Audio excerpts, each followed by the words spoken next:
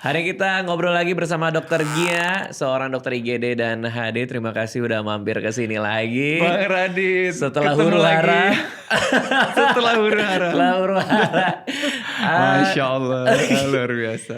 Kita bahas yang kemarin dulu kali ya, karena lagi ramai ya. Setuju. Sebelum kita ngobrol-ngobrol lebih lanjut. Setuju Bang. Jadi apa yang terjadi tuh Dokter Gia? Karena pas potongan podcast itu rame. Dari 30 menit tuh yang dipotong cuma 3 menit itu udah Iya, rame. yang cuma 3 menit itu. Saya tuh gak ngeliat tuh. Saya gak tahu itu rame. Ya itu benar. Saya tuh baru ngehnya rame karena ada yang ngasih tahu. Ada yang ngasih tahu bahwa dibahas di Twitter kalau nggak salah. Thread juga. Thread ya segala macam. Nah pas TikTok juga ya. kan ngeliat lagi gue yang bahas siapa aja.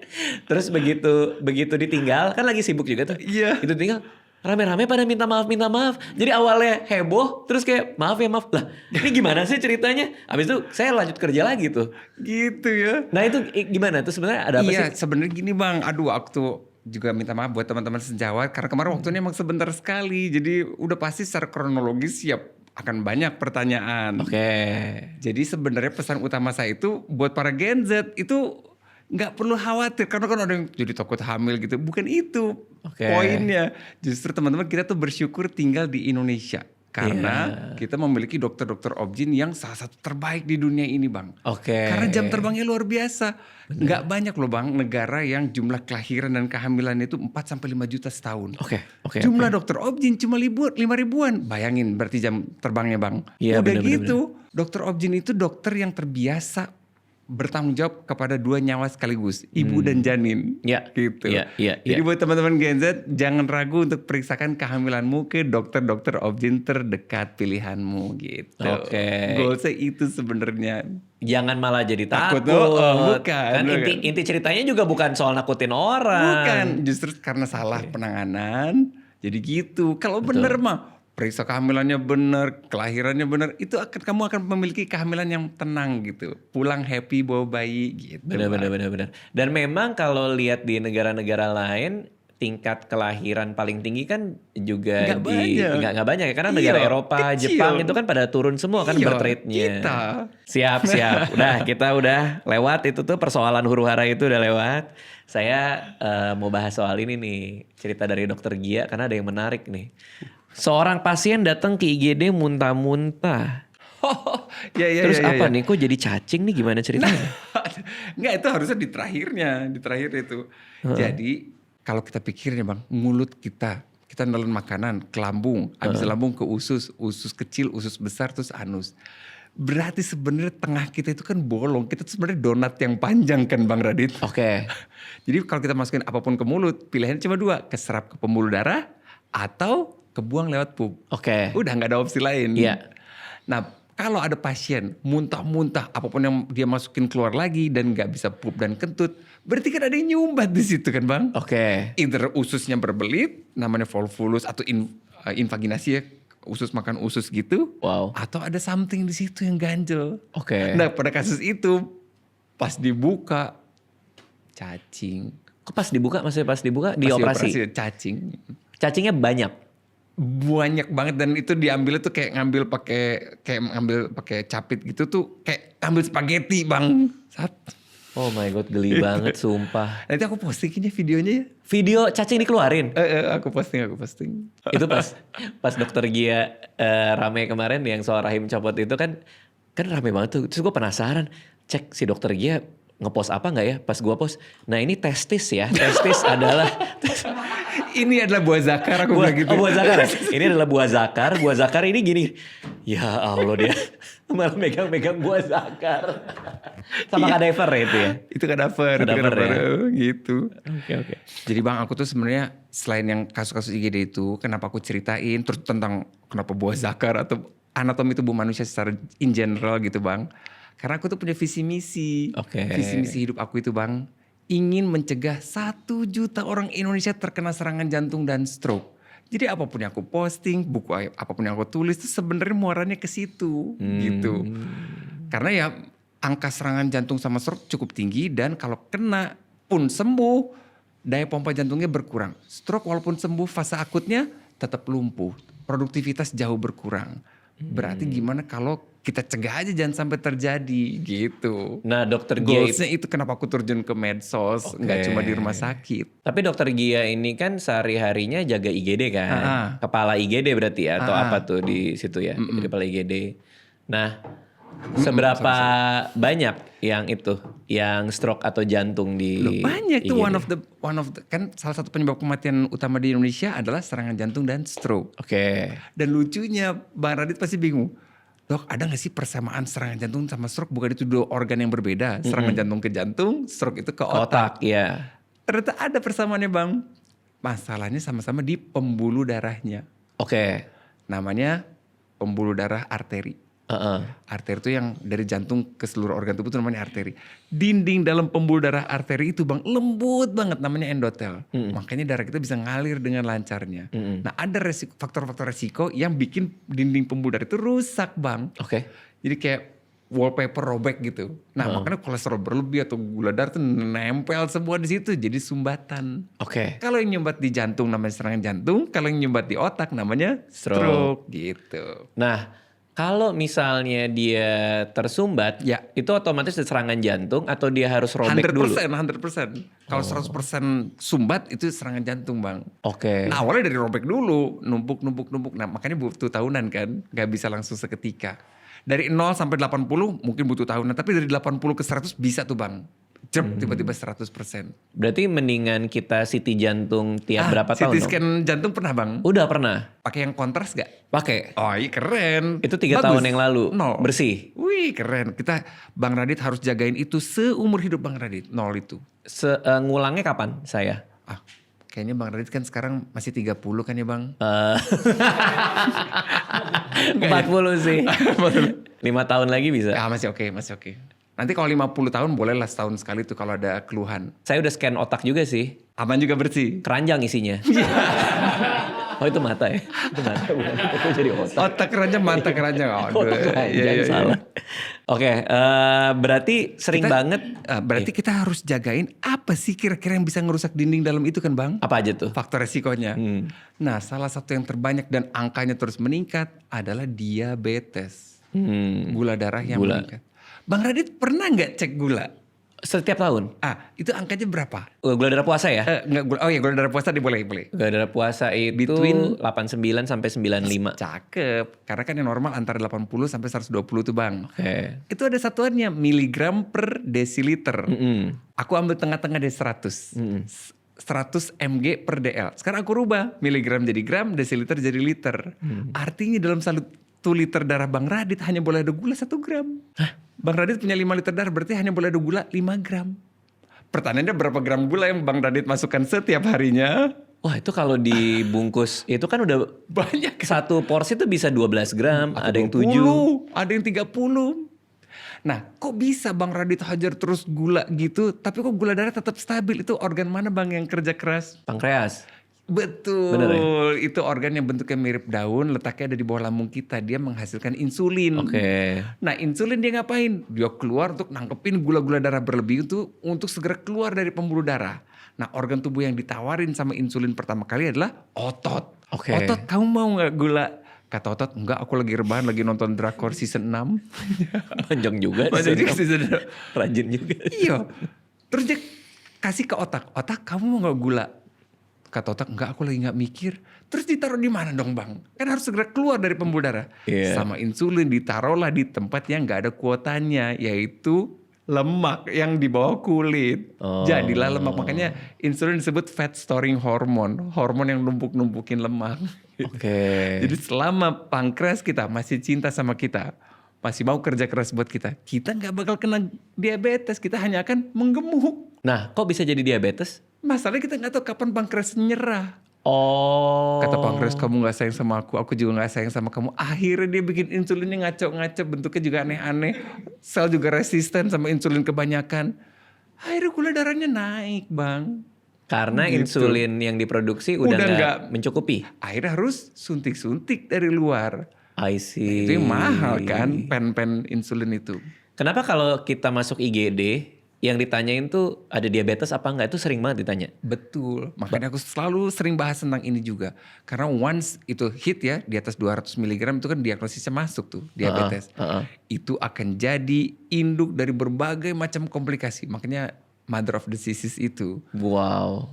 Kebutaan, gagal ginjal, gagal hati, gagal berhubungan seksual, impotensi. Itu gara-gara gula darah yang berlebih tadi. Gitu. Ngejaganya cukup dengan tidak konsumsi gula berlebih. Memang pankreas kita nggak selemah itu bang, dia masih mampu lah kerja. Tapi jangan dari WHO, dari Kemenkes juga usahain di bawah 50 gram aja per hari, masih aman. Gula. Masih artinya, mampu dia. Artinya ngejaganya cukup itu. Sementara selama konsumsi gula kita nggak gede, aman. Iya di bawah 50 plus, ayo naikin massa ototnya. Otot itu segalanya bang. Bang Radit kalau di rumah ada olahraga itu yang diprioritaskan deh. Oke. Muscle mass. Bisa, karena dia masuk kan ke dalam otot-otot kita si gula-gula itu. Oke, jadi respon terhadap insulinnya lebih bagus, keserap kan. Mungkin nggak orang kalau udah makin tua, pankreasnya makin susah ngeluarin insulin gitu mungkin nggak sih? Mungkin ya. Sel-sel juga resisten, sel-sel organ tubuh lain kan. Hanya karena penuaan? Penuaan juga bisa, tapi ya kebanyakan makan gulanya itu yang bikin dia nggak oke. Nah bang, kalau misalkan gula kan 200 sudah diabetes. Aku pernah terima pasien yang udah komplikasi. Komplikasinya bentuknya gangren. Bang Radit pernah dengar gangren gak sih? Busuk ya? Iya, baunya tuh kan dahsyat sekali. Jadi aku sama perawatku lagi duduk, terus lagi nulis, kita kayak hirup, kita lihat-lihatan. Dok, bau ini? Iya. Ini bau apa? Dari mana sumber? Terus kita lihat ada orang datang, kita cowok-cowok kira-kira seumur lah gitu. Berdua. Dok tolongin dok, ini lemes dok. Mukanya udah pucet, anyep. Ayo masuk. Ditaruh di bednya, dicek tensinya tinggi, pas dicek gulanya 500-an lah kira-kira. Buset. Dok 500. Dok, itu dok. Kaki, jempol. Oh iya. Aku buka, dia nutupin pakai kayak kain apa sih? Kain biasa lah gitu. Aku buka. Mana jempolnya? Hah? Jempolnya gak ada. Jempolnya copot kalau pernah. Karena jempol itu sekarang jempol copot. Betul. Kamu tadi lihat ada jempol gak? Jempol copot. Jempolnya gak ada. Jempolnya copot? Gak ada di situ. Gak ada di IGD? Di kakinya, di kaki. Makanya udah cari. Gak boleh ketawa sih, dikasihan jempol. Aku fokus. Yeah. Aku fokus. Goals aku tetap stabilin tanda-tanda vitalnya dulu gitu. Tapi jempolnya mana? Iya, jempolnya mana? Itu juga pertanyaanku, jempolnya mana? Jempolnya mana? Yaudah, aku minta perawatku untuk cari. Kali dia waktu jalan jatuh, copot ya. Gitu. Lalu. Udah urusin, cari dulu. Udah aku urusin dia. Wah, itu kan harus, itu dehidrasi berat kan bang. Kalau gula sampai setinggi itu tuh pasti dehidrasi. Karena kan ginjal berusaha ngeluarin gula dari urin. Makanya disebut kencing manis. Itu kencingnya tuh dirubung semut tuh bang. Kalau ada semut. Dehidrasi berat. Aku langsung masukin dulu infusan. 2-3 kantong aku masukin. Udah beres, udah mulai stabil, udah mulai. Aduh, ada senyumnya lagi gitu. Pak, Bapak gimana ceritanya? Iya dok, saya tuh merantau. Nah, kasus-kasus merantau sendirian tuh makin lama makin banyak deh bang, aku lihat. Laki-laki merantau, nggak ada keluarga, nggak ada siapa-siapa. Jadi dia di kosan sendirian. Dan dia itu tetangga kosan, ternyata bukan keluarga yang tadi nemenin itu. Oke.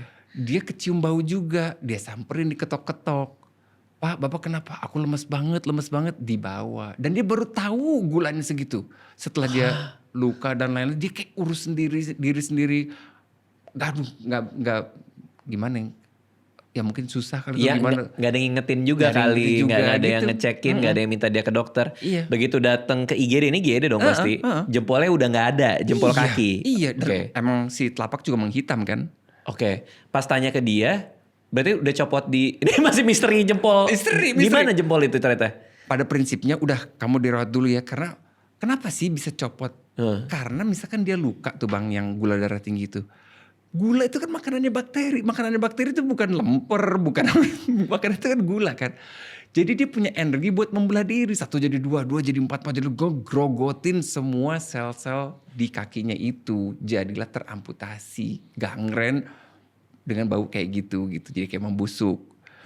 Berarti kan aku harus masukin antibiotik, dehidrasinya harus diberesin, sama gula darahnya diturunin sedemikian rupa. Mau dirawat. Pas masuk lagi si yang nemenin tadi, Mas ini harus dirawat. Oke dok, rawat aja, daripada di kosan kita juga bingung gitu. Oke. Ya udah nih urus kamar dulu. Oh ya dok, ini dok, bentar dok.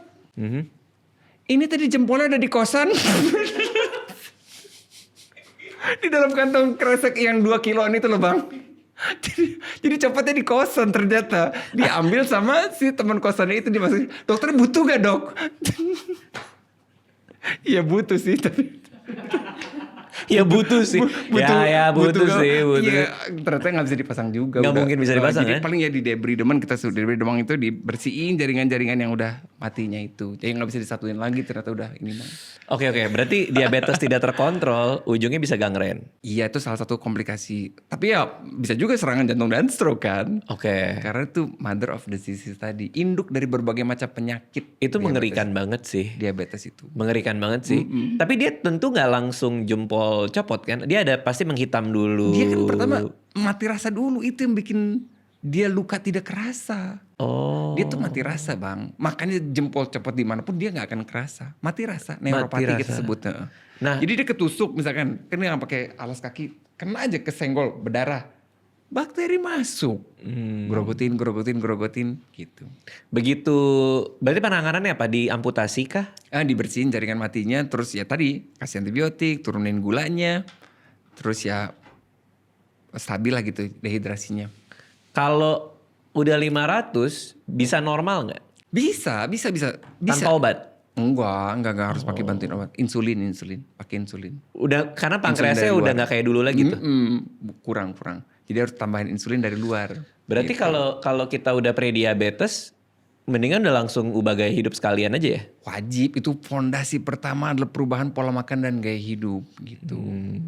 Ya gak bisa lagi sembarangan makan, hitung tuh gulanya berapa, sanggup gak gitu. Terus tentang nasi juga sama. Dulu kalau kita makan nasi kebanyakan bang, apa kata orang tua kita? Habisin nak, nanti nasinya nangis. Iya. Padahal biarin aja nangis, biar dia ngelola emosinya dia sendiri bukan. Biarin aja. Emang kenapa bang? Lu mau nangis aja lo, belajar regulasi emosi. Iya, silakan aja. Karena kan itu endingnya juga kan kalau kebanyakan nasi juga nggak oke kan. Berarti nasi itu juga salah satu pencetus diabetes? Bukan, nasi yang kelebihan tadi. Nasi yang berlebihan bisa. Yang sampai mentung gitu loh bang, yang jadi kayak gunung. Berarti kalau porsinya cukup aman. Iya, semua kan sesuai dosis aja. Kalau kita aja nih nasi putih kita kunyah lama aja, manis kan? Iya sih. Iya, betul. Iya sih. Itu gula ya bang, faktor risiko. Ada lagi satu lagi. Apa tuh? Tekanan darah tinggi. Oh iya. Itu juga ngerusak pembuluh darah kita. Iya tuh iya. Kalau istriku pernah nanya, sebenarnya tekanan darah tuh maksudnya gimana sih kok tekanan darah? Oh iya, aku senang banget kalau istriku nanya. Aku tuh paling senang kalau dia nanya terus aku jelasin. Karena gitu. Istri bukan dokter ya? Bukan, dia tuh sarjana sains di bidang kimia bang. Jadi ahlinya melarutkan hati dan perasaan. Aduh, Terus. Aku bilang ke dia, coba kamu bayangkan. Atau kita semua deh di ruangan ini. Sekarang kita bayangkan kan tekanan darah. Sekarang Bang Radit adalah darah, aku adalah darah, Gilang adalah darah. Semua kameramen juga adalah darah. Kerasa gak ada penekanan di badan? Enggak ada yang nyentuh kan? Gak ada yang nyentuh. Gak kerasa tekanannya. Tapi coba lihat sekitar kita nih, dinding ini adalah pembuluh darah. Nah mulai kerasa. Oh iya, darah itu ternyata bergerak di ruang tertutup. Kan prinsip darah itu selalu ada di pembuluh darah, gak bisa keluar. Dia hanya jalan dan bergerak di ruang tertutup. Sekarang bayangkan seluruh komika yang Bang Radit kenal masuk dari pintu itu bang. Udah mulai kerasa belum tekanannya? Ada mau sidik gak? Masuk. Wah berasa tuh. Bang Panji semuanya masuk. Mulai kan, tekanan mulai berasa. Tekanan darahnya naik karena volumenya naik. Ya, terus udah gitu apa yang terjadi kalau ruangannya mengecil? Wah, tekanan juga berasa. Pembuluh darah kan bisa mengecil. Jadi penyebab tekanan darah tinggi itu bisa karena volumenya nambah atau lemaknya nambah. Kita bawa koper masing-masing gitu. Ya juga tuh tekanannya nambah kan. Atau ruangannya mengecil, itu tekanan darahnya nambah. Nah kalau kita ditekan terus, kan kita pasti berontak kan bang. Wah garuk-garuk dinding lah, jebolin pintu lah. Pokoknya kita pasti berontak. Begitu pula di tekanan darah, di kepala. Tensi normal 120/80 ya bang. Tiba-tiba dia mau nyengin PLN, 220 PLN. Ya pecah kan, pembuluh darah kan kayak balon. Ditiup terus ya pecah. Kalau pecahan di otak itu namanya stroke perdarahan, bukan stroke penyumbatan gitu. Berarti artinya stroke itu bukan karena dia nyumbat, tapi bisa juga pecah karena tekanan. Iya, tekanan darahnya tinggi. I see. Breakout dia bang. Karena selama ini saya pikir orang stroke, mungkin tersumbat. Tapi ternyata nggak selamanya tersumbat. 85% tersumbat, 15% kasus stroke itu perdarahan pecah. Kok bisa yang perdarahan bisa lebih kecil? Lebih jarang. Emang lebih jarang aja? Pembuluh darahnya lebih berusaha banget itu sebenarnya pembuluh darah kita itu bertahan. Apakah itu yang disebut aneurisme? Aneurisma dia pembuluh darahnya udah jendol, udah lunak gitu, makanya dia bisa breakout aneurisma. Dan dia breakout hanya karena tekanan darah? Tekanan darahnya harus karena tekanan darah. Karena itu kasus yang sering saya dengar juga loh akhir-akhir ini. Iya, Tiba-tiba orang meninggal. Gara-gara makanya Bang Radit jadi pengen CT scan juga kan? Iya, waktu CT scan jantung saya juga CT scan otak. Dan nggak ada kan? Nggak ada sih. Iya, aman. Aduh serem banget deh itu. Orang bener-bener langsung meninggal jatuh gitu. Iya makanya asli. Itu tekanan darahnya bang. Okay. Itu kalau tekanan darahnya tinggi. Nah sekarang apa yang bikin volumenya tiba-tiba naik? Ada kisah cinta antara air sama garam bang. Air akan pergi kemanapun garam berada. Misalkan itu Kali Ciliwung deh, udah datar banget tapi kok tetap gerak ke laut karena di laut ada garam, dia tetap ngalir ke laut. Okay. Terus pemerintah mau bikin hujan buatan, apa yang dilemparin tuh bang ke awan? Garam. Okay. Jadi hujan kan? Begitu pula tubuh kita kalau Bang Radit sering ngemil, yang asin-asin, pembuluh darah kita tuh penuh sama garam, air nggak mau keluar. Oke. Pembuluh darahnya, volumenya banyak, tekanan darahnya naik. Berarti konsumsi garam juga harus diperhatiin? Iya, berarti batasin gula jangan berlebih, garam juga jangan berlebih. Gitu memang nasibnya. Kita makan apa dong? Asli. Iya. Garam gak boleh, gula gak boleh. Udah gitu pasti gue bilang, apa? dokter aku tuh gak pernah makan garam-garam loh. Tapi aku makan telur asin, ikan asin. Aduh, ya enak itu sama lagi. makanya. Enak lagi itu. Gak apa-apa bang, selama masih dalam batas ini. Ini kan kan udah banyak dokter datang ke sini juga, banyak cerita soal gaya hidup segala macam. Ada yang masuk gak sih yuk? Kalau yuk, ada nggak? Hah? Lo ngurangin makanan? Hah? Wih, keren. Udah nggak makan malam? Iya. Oh. Cuman beberapa hari kemarin ada yang Gue udah gak makan malam. Nah cuman Gimana? Kemarin berhasil seminggu. Seminggu gak makan malam. Nggak makan malam. Oh ngaruh berarti ya? Ngaruh. Takut gak sih lu ada stroke lah, ada ini? Takut. Tapi gue udah gak minum manis. Nah cakep. Air putih juaranya. Cuma dia minum asin sekarang. Dia udah gak minum manis, tapi dia minum asin. Iya. Atau asem, semua dia minum asin. Berarti dokter kalau misalnya ada yang, misalnya pasien stroke nih. Iya. Masuklah ke IGD yang dokter Gia bertugas. Iya. Katanya kan ada golden period ya? Iya benar, di bawah 6 jam lah. Oh itu kita coba sedemikian, karena kan aku sebutnya kalau jantung time is muscle, setiap detik itu satu sel jantung yang rusak. Kalau di otak juga sama kan, harus segera banget lah itu ditangani, harus segera dibuka. Berarti kalau misalnya telat apa yang terjadi? Dia nggak bisa balik? Kerusakannya kan jadi lebih besar, jadi mungkin tangannya lemah, nilainya bisa 3 gitu tapi 0 banget gitu, jadi nggak bisa gerak banget. Kan kita tangan Bang Radit gerak-gerak gini kan bukan gerak sendiri, itu kan disuruh, iya, terus sama ada otak. listrik. Bayangin otot ini kayak lampu ini kan nggak nyala sendiri, ada listriknya dari kabel. Nah saklarnya tuh otak tuh Bang. Nah listrik di otaknya lo nggak ada. Ini walaupun bagus aja nggak putus, nggak bakal nyala. Karena nggak ada listriknya di sana. Di stroke juga sama, nggak ada listriknya di sini Bang. Jadi nggak bisa gerak. Tapi 6 jam ya? 6 jam tuh lumayan oke Jadi dong? bagus. Nanti bisa fisioterapi hasilnya oke gitu. Oke. Itu stroke sama jantung. Yang dari tekanan darah sama gula darah. Itu yang paling banyak lah ya di IGD. Kalau aku minta Bang Radit satu lagi Bang yang menurut Abang jadi faktor resiko serangan jantung dan stroke, kira-kira apa Bang selain gula darah sama tekanan darah? Gula darah, tekanan darah apa lagi ya? Bawaan mungkin nggak? Kolesterol. Kolesterol. Yang tinggi ya, kolesterol tinggi. Bang Radit juga cek. Iya tapi LDL saya dari tahun ke tahun selalu tinggi. Tapi HDL-nya yang penting. HDL juga lumayan sih, lumayan bagus lah. Karena kan yang cara ngitungnya sebenarnya kolesterol total Bang Radit bagi sama HDL. Pembagian itu harus kurang dari angka 4. Oke, Misalkan ntar gua cek. temanku ketahuan dia ketakutan 240 totalnya. Nggak taunya HDL 80. 240 bagi 80 kan 3 bang. Masih di bawah 4. Cakep tuh, masih aman. Berarti LDL tinggi pun juga nggak usah terlalu panik dulu? Coba lihat HDL-nya. Oke. Kolesterol baiknya. Kolesterol baik itu yang bawa kolesterol jahat tadi, LDL balik ke hati untuk dimetabolisme gitu. Oke, yaitu kolesterol tinggi. Karena kolesterol tinggi jadi plak itu ya? Iya kan nyobat-nyobat itu kan si kolesterolnya. Yang berikutnya bang, faktor resiko berikutnya. Nah cuma repot banget nih, aku sebutin ini nih. Tapi gak apa-apa aku sebutin aja deh ya. Rokok bang. Itu tuh Repotnya kenapa repot berhentinya? Karena Indonesia memang jumlah laki-laki terbanyak perokoknya. Belum ada negara lain yang jumlah perokok terbanyak sebanyak kita bang. Oh kita paling gede? Nomor 1. 71% laki-laki Indonesia tuh merokok. Buset. Padahal kita jumlah penduduknya 280 bagi 2, 140 laki-laki kan. Kali 70%. Iya, dan negara lain gak segitu. Yang kedua aja jauh di bawah kita kok. Tapi kenapa masih ada beberapa dokter yang ngerokok ya? Ya itu dia, masih banyak juga dokter yang gemuk. Masih banyak juga.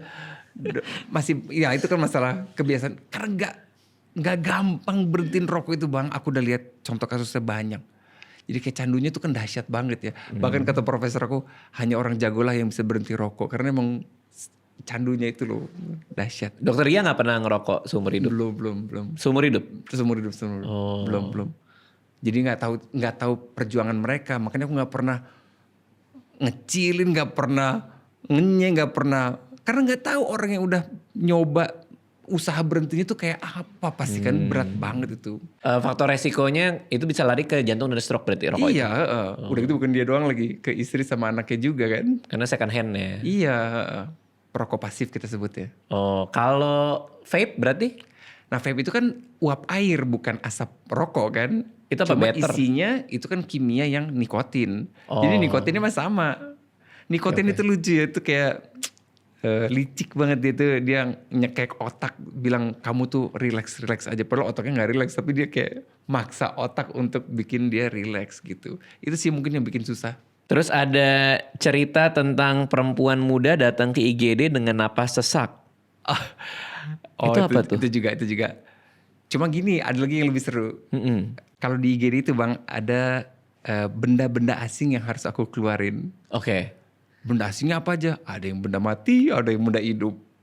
Tuh. Benda asing tuh kalau bahasa kedokterannya diagnosisnya tuh corpus alienum, benda asing. Masuk ke badan. Ya, yang harus aku keluarin. Jadi dokter IGD harus ngeluarin benda itu dari badan. Iya. Oke, lalu. Ada yang anak kecil, balita. Ini perkara balita nih, banyak banget balita tuh masukin. Ke tangan balita itu tangan kecepatan tertinggi kan bang. Sucup. Iya. Pernah punya balita pasti tahu ya bang. Iya. Cepet banget itu tangan itu kayak lebih cepet daripada kecepatan cahaya itu bang. Secet gitu. Iya benar. Kita udah jagain tetap aja kena tuh. Nah ini datang suami istri panik. Dok ini si dede dok. Kenapa pak? Kenapa? Tadi kita tuh habis dari Indomaret belanja, ada kembalian 1.500 koin 1.500. Tapi kok sisa 500? 1.000-nya kemana? 1.000-nya saya nggak tahu 1.000-nya kemana. Dok ini dok kayaknya dia nelen deh dok. Dia ini nelen ini. Anak ini nelen. Dia senyum-senyum. Si anaknya? Uit. Dia bilang duit maksudnya. Ya Allah, sempat lo uit. Terus? Nah bener kamu telan. Uit. Dia tetap aja gitu uit. Coba. Ya udah gak ada di mulutnya kan. Dicek gak ada? Gak ada. Okay. Gak ada. Ronsen ya bu, ronsen ya pak. Oke, ronsen. Aku mau tunjukin ronsennya ke Bang Radit, boleh gak bang? Boleh dong. Ini ronsen setelah uit itu ya? Iya. Ada di mana Bang Radit uitnya? Yang bener aja dok. Dok yang bener aja dok. Di leher bro. Udah ketelen itu bang. Dok yang bener aja dok. Dok ini gila sih. Hah? Pas dia nggak sesek nggak apa nggak gitu. Nah bang, makanya bang lucu deh. Teman-teman juga pasti pada nggak sadar. Leher itu kelihatannya kayak satu saluran kan. Padahal kan ada 2 saluran nih di leher kita. Satu ke paru-paru, satu ke lambung. Nah di paru-paru yang pintu masuk paru-paru itu ada pintu otomatis bang. Namanya epiglotis. Itu yang bikin Bang Radit nelen minum atau makanan. Dia nutup otomatis. Sehingga apapun yang kita telan tidak masuk ke paru-paru. Oke. Tuh kerasa tuh pintu itu tuh. Pintu nelen itu kerasa Nelen tuh semuanya nih. Makanya teman-teman kalau lagi makan jangan sambil ngomong. Si pintunya bingung ini tuh kan satu harus ngebuka harus nutup. Karena kalau ngomong harus kebuka. Oke. Kalau nelen harus nutup.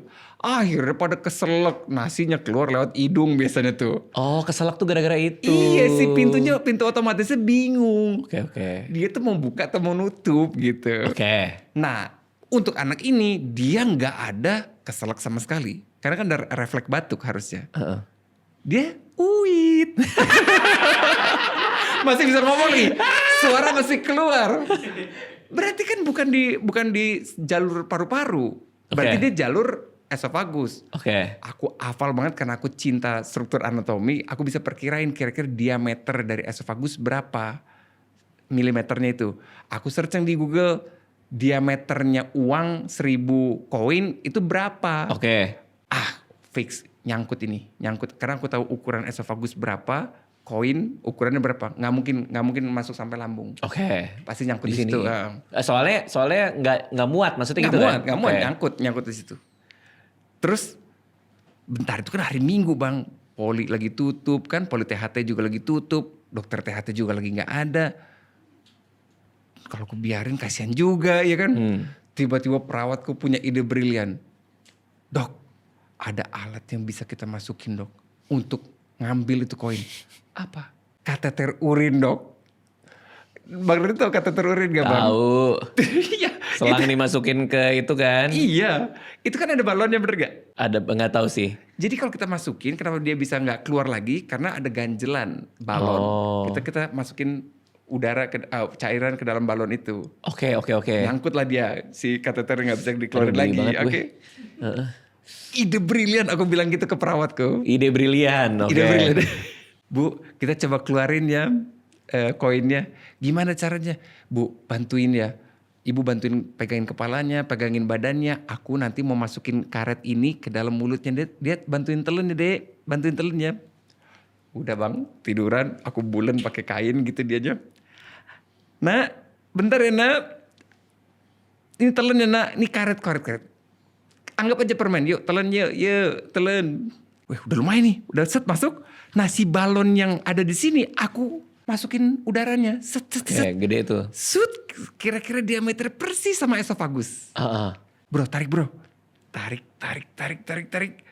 Koinnya kerasa dok. Ambil kayak mancing bang. Anaknya digendong nggak? Enggak, tiduran. Mancing mania kan gitu kalau mancing mania. Tiduran. Tunggu. Jadi kateter itu dilewatin dulu Jadi sampai kan sini. gini nih. Set. Nah lewat dulu. Set. Dipompa bang. Celep. Baru dia narik barengan. Iya, Pin. Wah, jenius itu. Iya, betul. Pecah sih. Dan apa Terus, yang terjadi bang? Terus. Ini kateter urin yang aku pakai bentuknya balon gitu tuh. Ini kateter urinnya ini pakai. Iya. Oh ini. Iya. Karena dia koinnya nyangkut di kateternya kan. Iya, set. Berhasil lah itu keluar si Koin. koin. Aku tunjukin abang ya. Harus kreatif juga ternyata ya di IGD itu. Oh ini duitnya. Iya. Gitu. Wow. Berhasil keluarnya happy, semuanya happy, orang tuanya happy. Terus aku bilang ke anaknya, nak udah ya nak, uit itu buat ditabung ya nak, bukan buat ditelen gitu. Dok yang bener aja dok, dipancing gitu dok. Iya. Tapi sebenarnya kalau di hari itu nggak hari libur ya komplit Ya ya. udah tuh diapain? normal endoskopi. Di endoskopi? Endoskopi harus pakai endoskopi. Endoskopi itu berarti dimasukin Masukin selang. gitu-gitu. Terus dipancing ke atas. Ya sama juga sih ya. Sama aja pada ya. prinsipnya gitu. Gila dok, gokil, sumpah gokil, keren. Gitu. Terus tapi kok yang aneh si anak itu nggak kerasa apa-apa ya? Emang kan anak kecil aja Kan kali ya? kenyal, lentur kan itu. Oh di sini. Aman itu mah. Si anaknya juga happy. Senyum-senyum. Kayak gak ada apa-apa bang. Mungkin dia juga udah lupa ya sekarang. Sumpah aneh banget dok. Gue ngerasain kayak anjir koin. Abis Iya, itu koin. keluar Karcis Time Zone gak dari... Terus itu kan benda asing yang Mati, benda mati. Ada juga sih benda asing mati juga. Bang Radit, aku tuh kan pernah sunatan massal. Jadi buat rame-rame gitu sunatan massal. Aku bilang kalau mau kontrol nanti ke IGD aja ya gitu. Nah salah satu anak yang aku sunatan massal itu kontrol. Kontrol si kasarnya nempel lengket di si kecilnya dia itu. Aku harus berusaha untuk ngelepasin itu kan bang. Oke. Cuma emang lengket banget. Gak tau dia anak ngapain gitu loh. Mungkin keringetan atau apa gitu lengket banget. Ya udah yuk. Itu mukanya yakuza banget itu anak mah. anak SD, tapi anak petantang-petenteng gitu loh. Oh, anak bandel nih. Iya. Dok, ngapain dok? Si anak itu. Enggak, om dokter cuma pengen lihat. Lihat doang ya dok, bener ya, lihat doang. Iya, lihat doang. Terus aku mau coba pegang pakai kasa. Deh, nggak usah dipegang dok. Coba bocah SD bang. Iya. Pengen noyor bang. Itu kayak anakku juga gitu. Gitu ya? Kalau ke dokter gitu. Nggak disuntik kan? Gitu. Terus? Tapi tiba-tiba, enggak aku harus copotin loh. Pegang, aku tuangin NaCl biar lunak. Wah itu semua kata-kata kasar yang gak masuk di kepala aku dulu kali ya. Keluar semua dari mulutnya dia gitu. Ya Bang Allah. sebutin apa coba. Ya bang, wah semuanya. Makasih udah disensor ya. Sensor manual. Sensor manual banget ya. Iya. Pokoknya keluar Bang, semua. Semuanya keluar lah bang itu asli. Buset, ibunya menurut abang ini gak nyentil dia? Enggak. Marahin dong aturan. Ketawa-ketawa aja. Ya Allah. Masya Allah. Dan tiba-tiba bang, di antara semua jeritannya dia itu, dia teriak kenceng lihat mukaku. Dokter sih enak, Cina gak perlu disunat.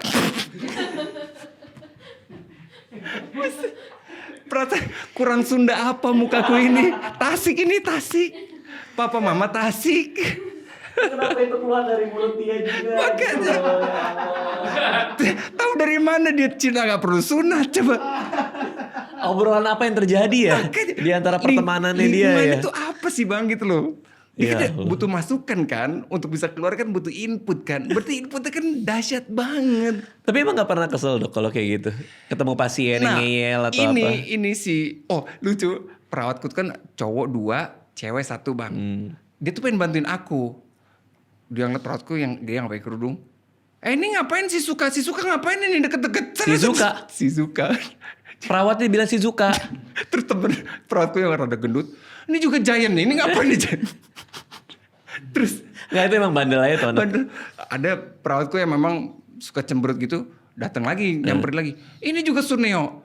Iya. Jadi aku dikelilingin sama Giant si Suka Suneo. Aku lihat cermin. Nobita. Akhirnya aku panggil ibunya untuk. Ya aku ceritain lah Bu. Hati-hati Bu. Nggak semua orang soalnya perawat aku udah hampir emosi gitu. Sedangkan aku kan tipikal gak bisa marah ya bang. Aku boro-boro bisa marah sama sekali gitu. Nah yang benda hidup apa benda hidup? Iya nah itu benda hidup sama balita juga. Cuma dia nangis terus sambil megangin kuping. Oh, gitu terus kenapa nak? Megangin kuping. Coba om dokter lihat.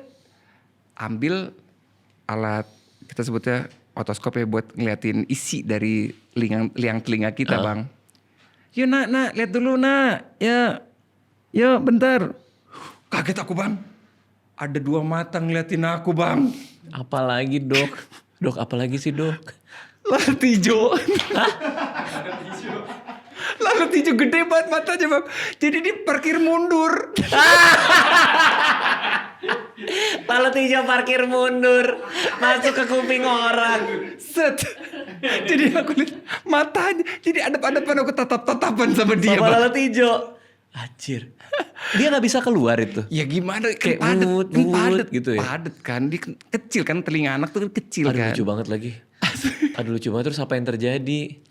Ya Dia udah. apain? Enggak aku tetesin NaCl terus aku coba selipin pakai pinset gitu. Sep. Badannya dulu dapat kan. Ses. Terbang. Udah gitu hijau lagi lalatnya. Iya tahu kan lalat hijau yang gendut itu. Iya yang nggak jelas itu kan. Asli. Wah dok, itu cerita-cerita IGD-nya emang luar biasa semua ya. Itu corpus alienum kita sebut. Corpusanium.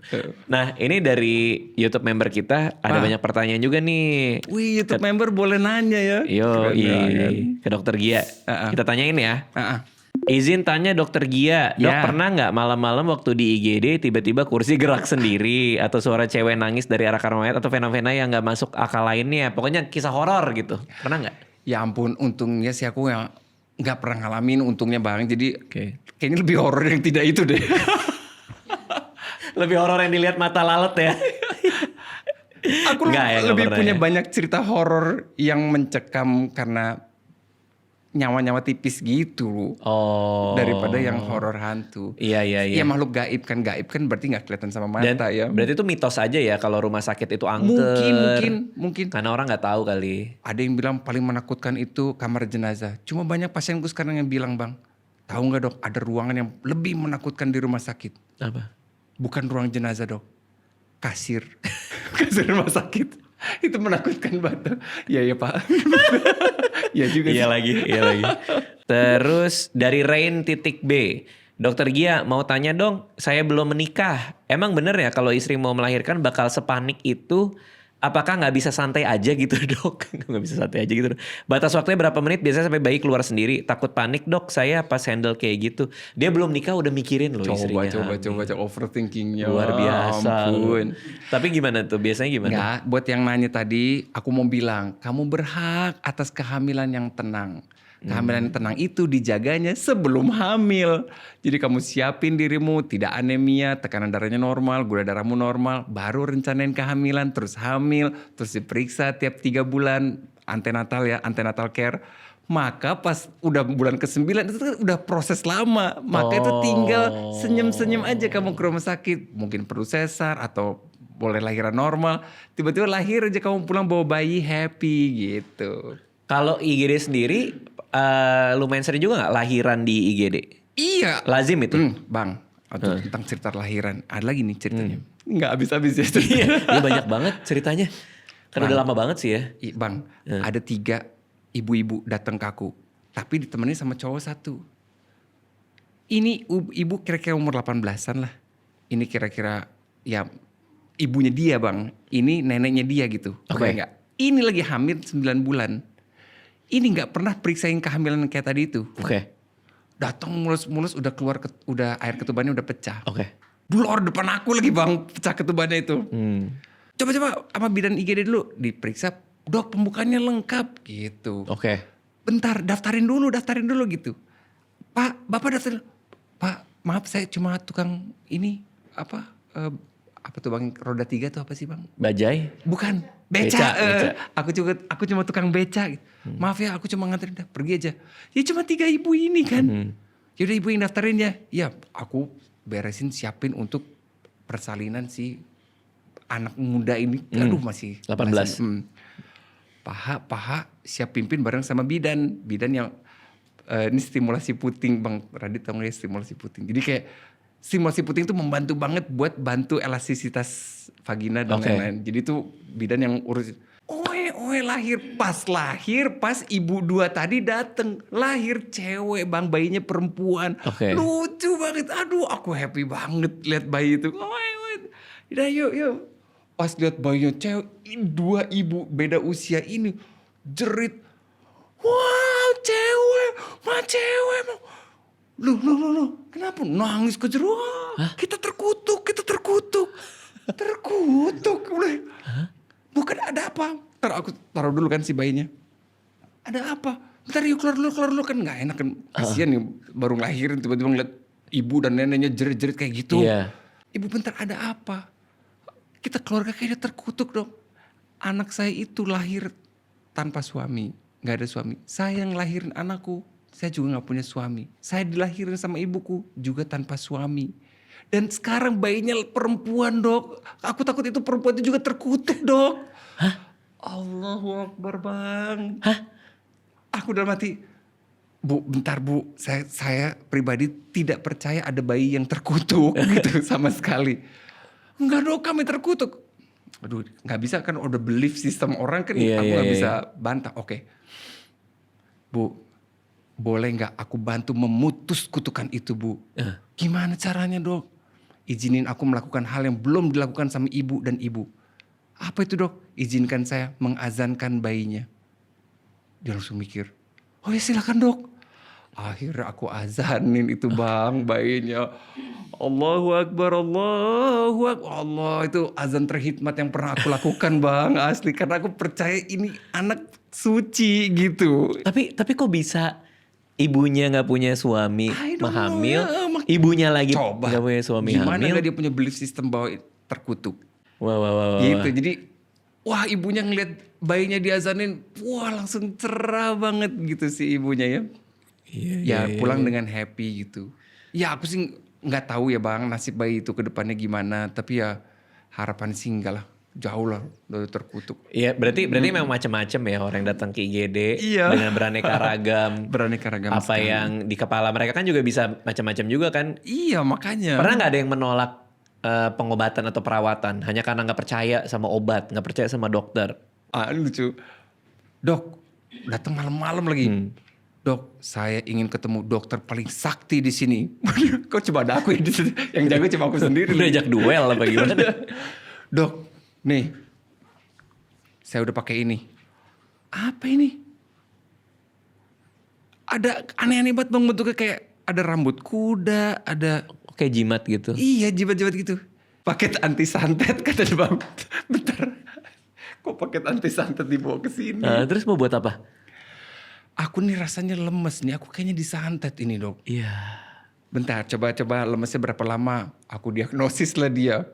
Gini dok, gitu. Ya udah aku periksa. Oh ternyata aku tahu bahwa ini hepatitis A gitu. Oh, penyakit hati ya? Hepatitis A.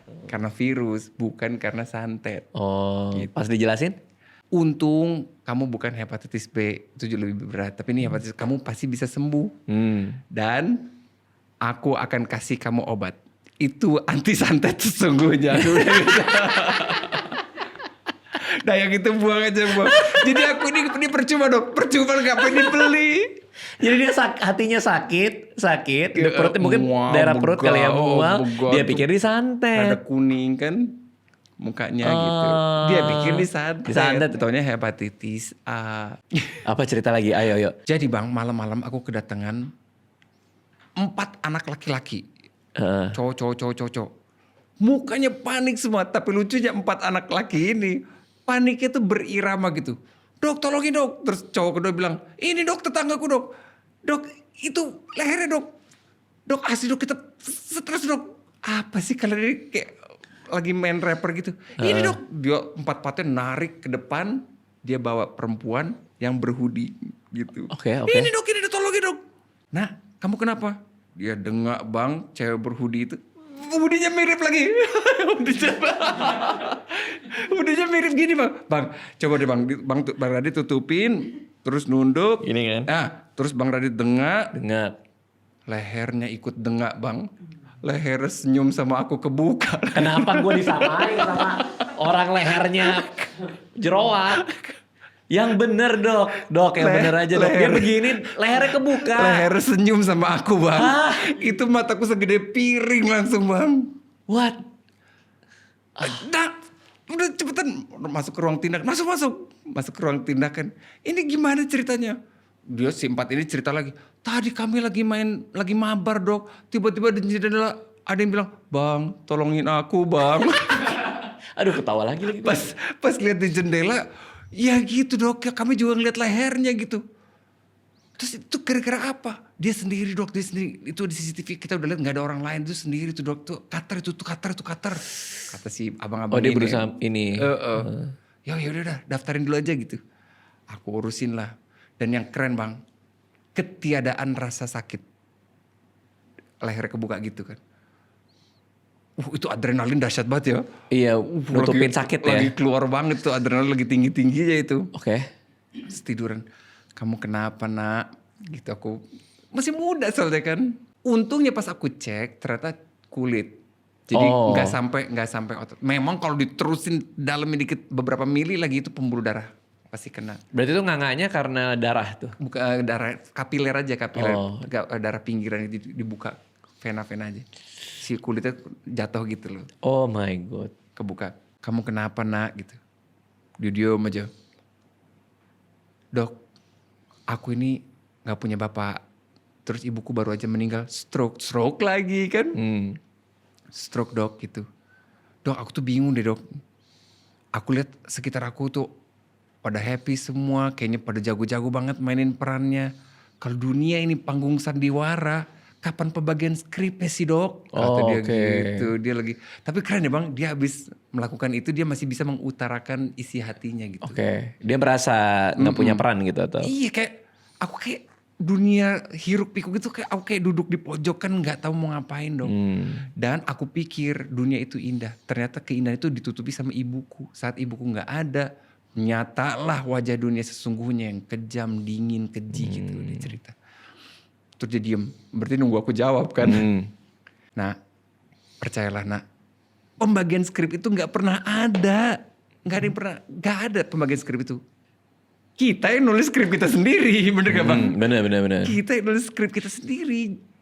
Jadi gak apa-apa kalau kamu ngerasa bingung. Sama semua orang terhebat pun di muka bumi punya fase bingung. Dan ini lagi fase kamu. Dan untung kamu kesini, gak apa-apa. Ini om dokter bantu jahit ya. Iya dok. Udah aku jahit pelan-pelan sambil ngobrol bang. One by one terus sampai terakhir. Kamu tau gak? Kupu-kupu itu gak bisa ngeliat keindahan dirinya. Tapi orang lain bisa. Nah kamu tuh kayak gitu. Kamu cuma gak bisa ngeliat potensi kamu aja. Pasti orang lain bisa lihat potensi kamu gitu. Jadi apapun yang kamu lakukan keep going aja. Keep flying aku bilang. Terus air matanya netes bang. Mudah-mudahan itu air mata harapan ya. Terus ya udah dia pulang. Harusnya sih dia oke sih sekarang. Aku belum cek lagi sih. Belum ketemu dia lagi. Mungkin kalau dia nonton podcast ini bisa kontak Dokter Gia ya. Ayo. Tahun berapa tuh? Wah beberapa tahun lalu lagi. Beberapa tahun lalu ya. Nah tadi kan yang berhasil. Ini terakhir deh bang, ini cerita terakhir. Oke. Ini aku gagal. Wah. Gagal.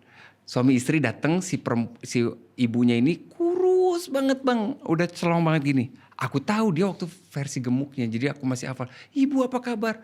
Ternyata dia udah bolak-balik ke Darmais. Dia tuh kanker. Cancer. Kanker paru-paru. Jadi udah bolak-balik. Semua cara udah dilakukan. Kemo, radioterapi, semuanya dah.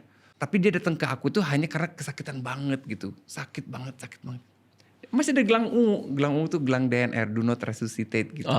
Iya. Yang jangan ditolong buat ini ya. Do not resuscitate. Yuk masuk. Aku cek saturasi oksigen, Bang Radit tahu saturasi kan? Saturasi itu berapa persen oksigen yang kita hirup dari udara yang berhasil masuk ke dalam darah. Harusnya misalkan kita masukin 1 liter, itu keserap 95% ke atas lah gitu. Ini udah ambles banget, udah 70-an. Ya udah mulai lengan gitu. Aku siapin laringoskop itu bang. Alat buat masangin intubasi. Jadi masukin selang nafas langsung ke paru-paru, masukin ke ventilator, ke mesin gitu. Karena saturasinya turun terus, itu harus segera dinaikin. Pas aku pegang laringoskop bentuknya kayak sekop gitu. Bapaknya langsung lihat aku, dokter mau ngapain? Pak, saya izin mau pasang selang nafas buat alat. Enggak dok, udah cukup. Dokter jangan jahatin istri saya dok, jangan sakiti istri saya lagi. Aduh buru-buru pengen nyakitin kan bang. Enggak dok, udah. Istri saya udah habis-habisan dok. Aku juga dia udah ditusukin semua badannya dia tuh udah ditusuk dok. Dari sini, dari semua untuk ngeluarin cairan. Udah dok, jangan siksa istri saya dok. Pak tapi udah dok. Dia tunjukin gelang ungu tadi. Aku telan dulu udah bang. Itu kan monitor nyala terus. Ninit. Istrinya udah mulai lemas gitu. Suaminya meluk. Turun nadinya 80, 70, 60, 40, 20. Saturasi juga mulai turun lagi 20, 10. Maafin aku istriku. Nit. Tunggu aku istriku. Bang, itu aku gemeteran. Laringoskop itu. Nit gitu. Meninggal. Wah, suaminya nangis. Tunggu aku cintaku. Gitu. Itu pedih banget bang, asli. Berarti dia memang udah capek kali ya? Ternyata kan gak semuanya bagus hasil kemo juga kan. Iya. Gak semuanya oke gitu. Tapi sebagai dokter menghadapi kematian di IGD. Iya, itu everyday. hampir tiap hari ada gak? Iya. Pasti ya? Ini bagus banget buat dimasukin di ending sih. Jadi sebagai dokter IGD bang, setelah melihat ratusan kematian ya, dengan segala rentang usia ya, bayi yang meninggal, balita, anak remaja, juara kelas tiba-tiba ketimpa tembok, meninggal gitu aja. Pasangan suami istri, laki-laki yang potensinya luar biasa kecelakaan motor, meninggal. Jadi aku lihat Bang, kematian itu membuat kehidupan jadi lebih berharga. Karena kita tahu kita pasti meninggal dan kita masalahnya nggak tahu kapan dan gimana kita bisa meninggal itu. Sehingga apapun yang kita lagi jalani sekarang jadi berharga banget tiap detiknya itu. Aku bersyukur ketemu Bang Radit di sini sama teman-teman semua. Itu akan salah satu momen terbaik di hidup saya bisa ketemu Bang Radit dan di sini. Siap. Jadi justru karena kematian itu pasti Bang, dan kita nggak tahu kapan, justru jadi makin berharga gitu. Gila Dokter Gia, terima kasih udah mampir ke sini lagi. Seru banget cerita-ceritanya. Kalau ada yang mau lihat-lihat sosial media Dokter Gia bisa kemana? Gia Pratama MD. Gia Pratama MD. Sukses buat semuanya ya Dok ya. Dengan senang hati Bang Radit. Thank you, siap.